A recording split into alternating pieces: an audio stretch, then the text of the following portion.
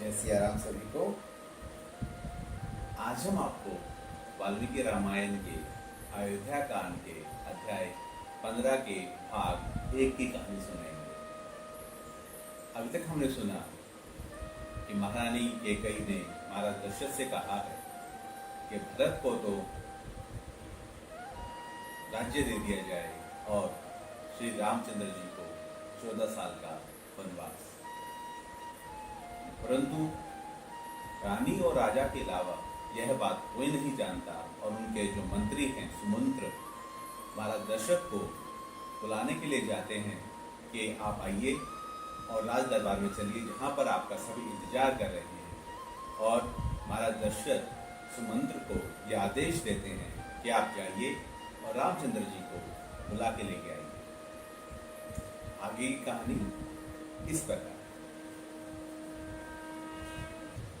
वे वेदों के प्रांगत ब्राह्मण और राजपुरोहित वह रात बिताकर प्रातः काल राजद्वार पर उपस्थित थे।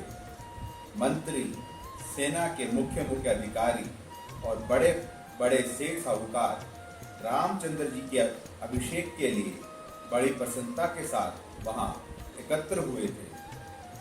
निर्मल सूर्योदय होने पर दिन में जब पुष्य नक्षत्र का योग आया तथा श्री राम के जन्म का कर्क लगन उपस्थित हुआ, उस समय श्रेष्ठ ब्राह्मणों ने श्री राम के अभिषेक के लिए सारी सामग्री एकत्र करके उसे जांच कर रख दिया।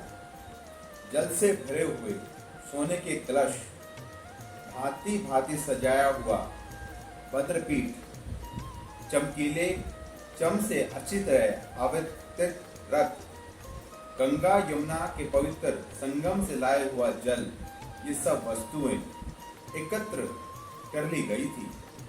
इसके सिवा जो अन्य नदियां, पवित्र जलाशय, कूप, सरोवर तथा जो पूर्व की ओर बहने वाली नदियां हैं, ऊपर की प्रवाह वाले जो सरोवर हैं तथा दक्षिण और उत्तर में बहने वाली जो नदियां हैं, जिनके दूध के समान निर्मल जल से भरा रहता है, उन सब से और समस्त समुद्रों से भी लाया हुआ जल वहां संग्रह करके रखा गया था।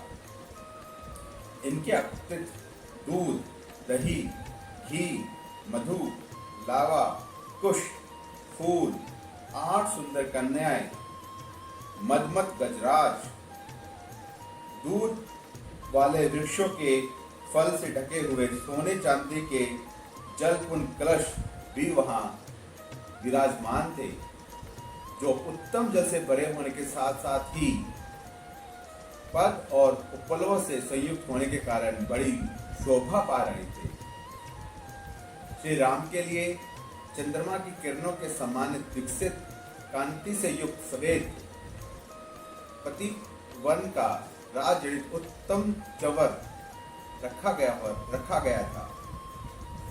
चंद्रमंडल के समान सुशोभित सफेद छत्र भी अभिषेक सामग्री के साथ शोभा पा रहा था, जो परम सुंदर और प्रकाश फैलाने वाला था। सुसज्जित श्वेत ऋषभ और श्वेत अश्व भी खड़े थे। सब प्रकार के बाजे मौजूद थे। स्तुति पाठ करने वाले बंदी तथा अन्य मागध आदि भी उपस्थित थे। एक वाकुवंशी राजाओं के राज्य में जैसी अभिषेक सामग्री का संग्रह होना चाहिए, राजकुमार के अभिषेक वैसे ही सामग्री के साथ लेकर वे सभी लोग महाराज दशरथ की आज्ञा के अनुसार वहां उनके दर्शन के लिए एकत्र हुए थे। राजा को द्वार पर ना देखकर वे कहने लगे, कौन महाराज के पास जाकर हमारे आगमन की सूचना देगा? हम महाराज को यहाँ नहीं देखते हैं। सूर्योदय हो गया है और बुद्धिमान श्री राम के राज्याभिषेक की सारी सामग्री जुट गई है। वे सब लोग जब इस प्रकार बातें कर रहे थे, उसी समय राजा द्वारा सम्मानित सुमंत्र ने वहां खड़े हुए उन समस्त भूपतियों से यह बात कही, मैं महाराज की आज्ञा से श्री राम को बुलाने के लिए तुरंत जा रहा हूं। अब आप सब लोग महाराज के तथा विशेषतः श्री रामचंद्र जी के पूजनीय हैं। मैं उन्हीं की ओर से आप समस्त चिरंजीवी पुरुषों के कुशल समाचार पूछ रहा हूं। आप लोग सुख से हैं ना? ऐसा कहकर और जगे हुए होने पर श्री महाराज के बाहर न आने का कारण बताकर पुराण बातों को जानने वाले सुमंत्र पुनः अनपुर के द्वार पर लौट आए। वह राजभवन सुमंत्र के लिए सदा खुला रहता था। उन्होंने भीतर प्रवेश किया और प्रवेश करके महाराज के वंश की स्तुति की। तदंतर वे राजा के शयन गृह के पास जाकर खड़े हो गए। उस घर के अत्यंत निकट पहुंचकर जहां बीच में केवल चिक का अंतर रह गया, खड़े हो वे गुण वर्णन पूर्वक आशीर्वाद सूचक वचनों द्वारा रघुकुल नरेश की स्तुति करने लगे। कुक्षनाथ नंदन, चंद्रमा, सूर्य, शिव, कुबेर, वरुण, अग्नि और इंद्र आपको विजय प्रदान करें। भगवती रात्रि विदा हो गई। आप कल्याण स्वरूप दिन उपस्थित हुआ है। राज सिंह, निंद्रा त्याग कर जाग जाइए और अब जो कार्य प्राप्त है उसे कीजिए। ब्राह्मण, सेना के मुख्य अधिकारी और बड़े बड़े सेठ साहूकार यहाँ आ गए हैं। वे सब लोग आपका दर्शन चाहते हैं। रघुनंदन, जागिए।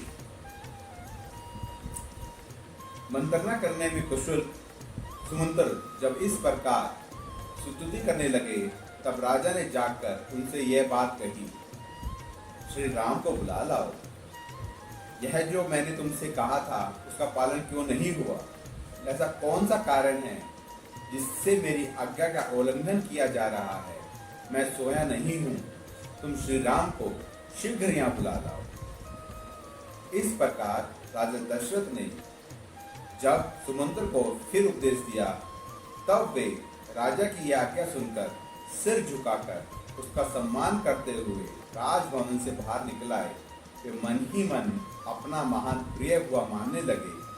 राजभवन से निकलकर सुमंत्र ध्वजा पताकाओं से सुशोभित राजमार्ग पर आ गए। इसके बाद की कहानी में क्या हुआ, ये जानने के लिए सुनिए कल की कहानी। हम हर रोज आपके सामने वाल्मीकि रामायण की कहानियां लेकर आ रहे हैं और हम ये चाहते हैं कि ये वाल्मीकि रामायण की कहानियां सभी लोग सुनें। इसलिए आपसे अनुरोध है कि आप हमारे पेज रामलखन यात्रा को फॉलो कीजिए, ज़्यादा से ज़्यादा लोगों के साथ शेयर कीजिए और आप सभी लोग सुनते रहिए प्रभु राम की कहानी हट मनु की जबानी। जय सिया राम।